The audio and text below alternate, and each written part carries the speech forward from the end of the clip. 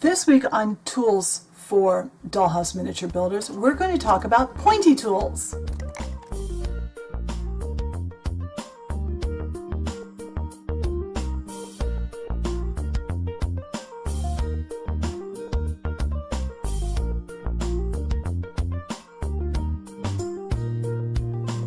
Alright, so instead of a single tool this week, like I said, we're talking about pointy tools. It's a category. And they're not technically, that's not what they're called. They're just things that are pointy that we can use for a lot of things. One of them is maybe to make marks in our clay. We can make lines, we can make dots. We can also use these to pick things up. So what do I use? These are my top 4. I use lots of other things too.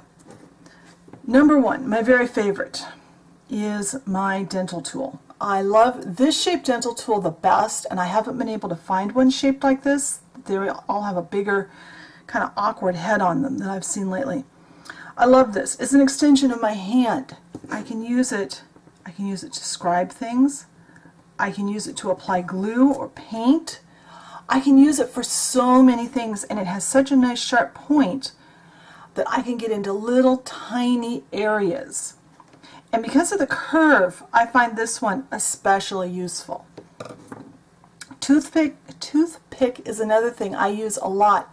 You'll see me apply glue with a toothpick a lot.